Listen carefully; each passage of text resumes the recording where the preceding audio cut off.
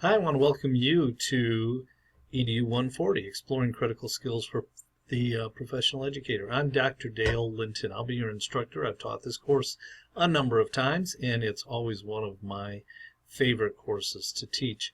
I thought I'd give you this podcast because it provides you with a little bit of introductory information that all of you want to have before we start the course. One of the first things I need you to know is this is a course that's been developed very thoughtfully using a variety of research models. And when we set this up, really what we wanted to do was to create an experience for our introductory course students so that they would understand what the real world of teaching really looks like.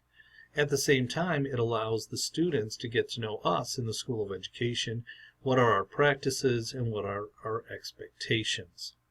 Now, this course relies heavily upon Harry Wong's book, The First Day of School, and I want to encourage you to buy it, don't borrow it, because this book is used by other professors at times.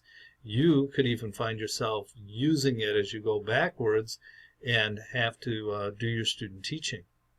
Now, you've already been to our Lansing site, so you know where that's located off Collins Road near Dunkel. And we're meeting in room 7, and our class always starts at 6 p.m., and it will always end at 10 p.m. Now, I expect everybody to be there early, no latecomers. We have a lot to do in a short amount of time, and that's the love of being in a cohort.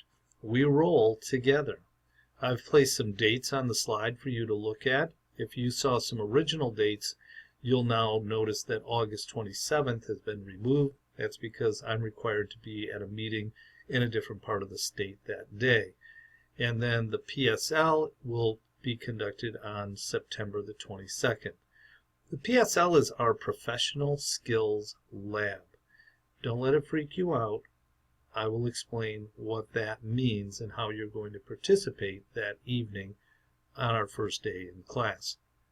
Now, this is the part that always concerns a lot of people. One of the requirements that you will find in a number of your education classes are that you need to go spend a designated number of hours in school classrooms. A number of you are coming into this cohort because you want to be early childhood teachers.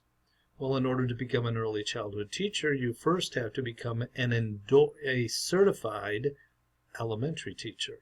And so this is a combination of elementary education with an endorsement in teaching English as a second language and or early childhood education. So when we say field experience for an education class, it must take place in a kindergarten through grade 12 classroom. We can't use pre-K. And that's what usually causes a lot of problems for people because they work full-time. They're trying to figure out how to get these different hours in. It will work out. We'll give you time. But as you can see, what I would like is for you to get in 15 hours, 2 to 4 hours in each of the following areas. A kindergarten through grade 2 classroom, a grade 3 to 5 classroom, 6 to 7, 9 to 12 classroom. Yes, I do want you going into middle school, and I want you going into high school, because your elementary certification, if it has a proper endorsement to it, can allow someone to teach in grades 6, 7. If you're a TESOL person, you can teach all the way through grade 12, even on an elementary certification. So there's a lot of nuances that are involved in this. Now, when are you going to get these done? Well, certainly I can't expect you to get all of those hours done in the short amount of time that we're meeting.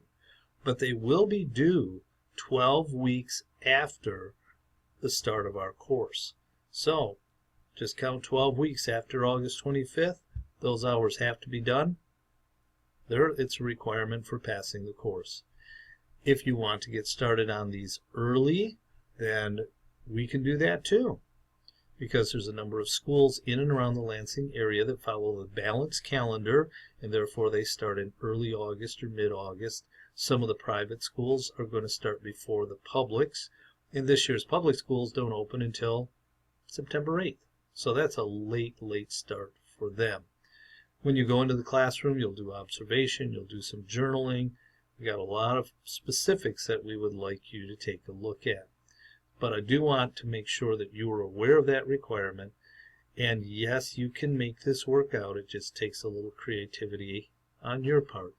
And no, I cannot count any of your previous experience, substitute teaching, being a parapro, etc., etc., etc. It all has to be focused within this course. Well, I'm sure that some of you have some questions and you might want to get a hold of me. Down at the end of the slide, you're going to see my contact information. Feel free to email me about that.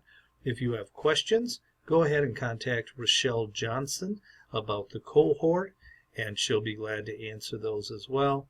You're going to find that we're great to work with. We just love working with our students, and we're going to help you and get the best pre-teacher training possible. We've got a good program.